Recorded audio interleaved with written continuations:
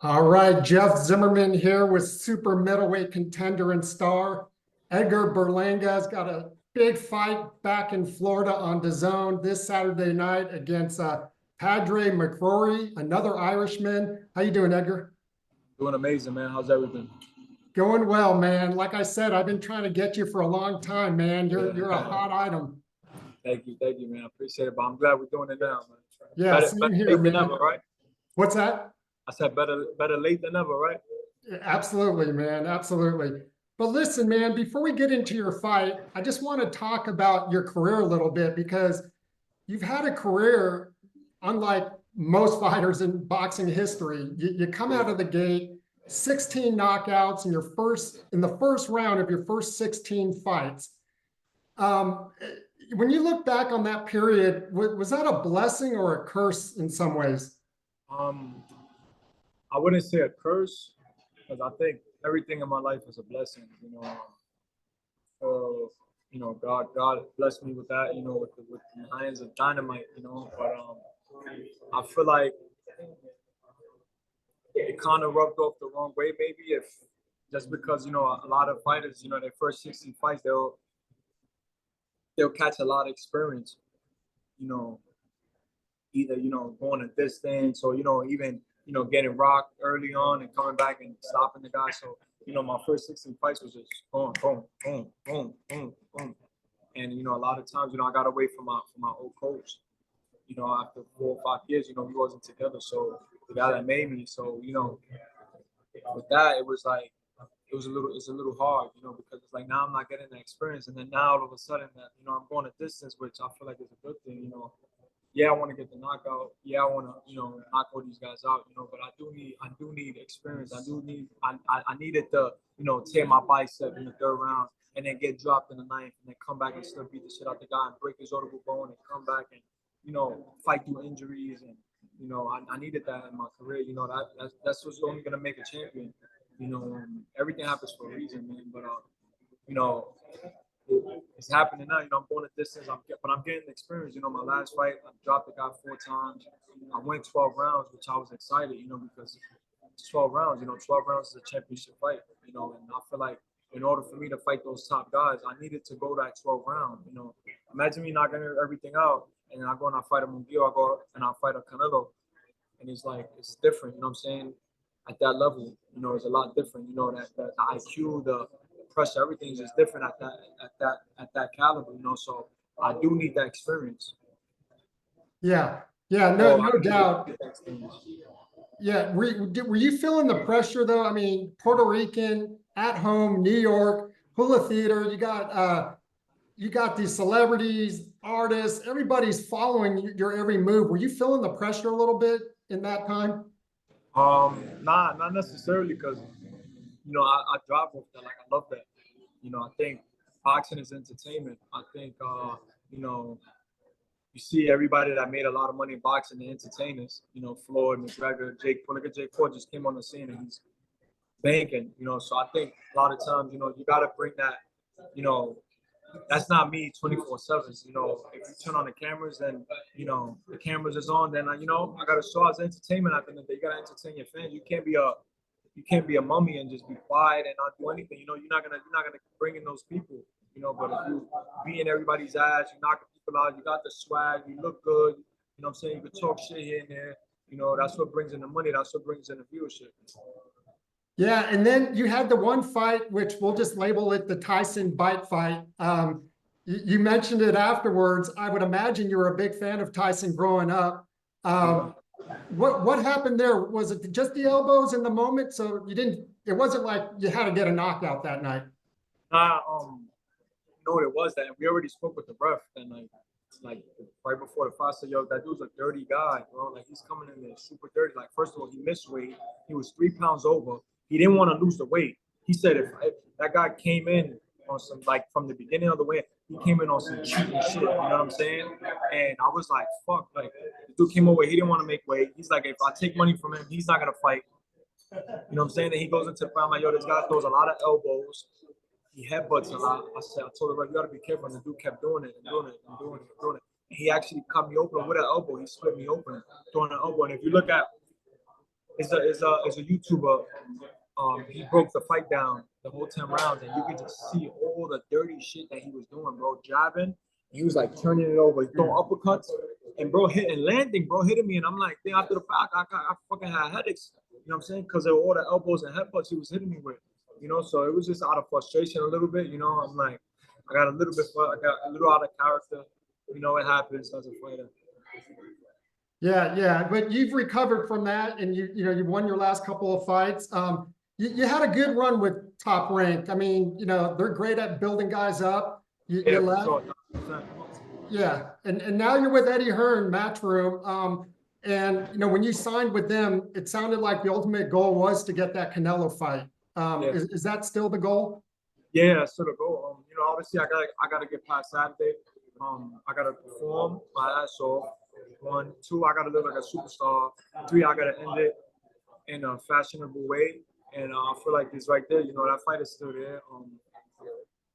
I know there've been a lot of talks with us, happening this year, but Canelo has his, his way and his way of thinking and his way of doing business. But you got big other fights out there, bigger fights out there for me as well. Do you feel like today, Edgar, that you're ready for the big boys of the division? I'll put Benavidez, Canelo in there, and now Munguia is making a run at 168 with Freddie Roach. Yeah, for sure. I think I'm ready. I know I'm ready for these guys. It's about that time already. I'm 26, about to be 27. It's already about that time. Especially with me, like when I step in there with those type of guys, like I always been like that. Like they bring the best out of me. I know they're gonna bring the best out of me. Like literally the best out of me. So yeah, man, I'm ready for these guys, man.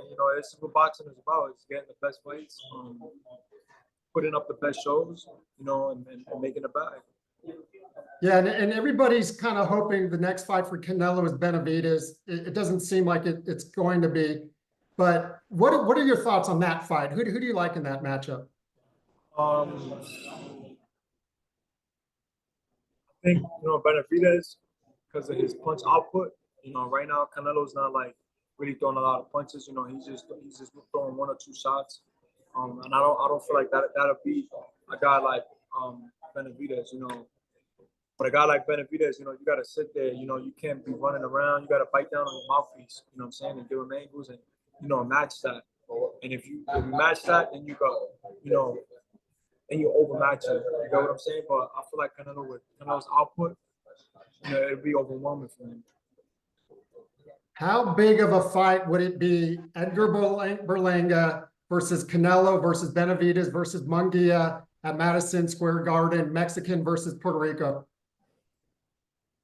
That's another one. That's a history right there. That's a history fight. That's a historical fight. I feel like those type of fights is gonna go down like a Trinidad, Vargas, like a Floyd Mayweather Pacquiao, and the list goes on, man. Like a great fights that people could sit back 20 years later, and they can mention like, damn, Berlanga when he fought Canelo, when Berlanga fought Munguia, Puerto Rico versus Mexico. That shit was crazy. You know what I'm saying? Like the atmosphere, people know the atmosphere is gonna be crazy. I got my island behind me, I got Puerto Rico behind me, man. So fights like that is what makes boxing exciting. You got Tito Trinidad behind you too, right? Yeah, hell yeah, Trinidad, man. I got a lot. I'm blessed. I got a lot of people behind me. I'm blessed. The Lord definitely is blessing me. I also want to dedicate this fight to the Christian Rivera Foundation. If you could put that out there. It's a foundation that I've been working with for about 1.5 years, almost 2 years.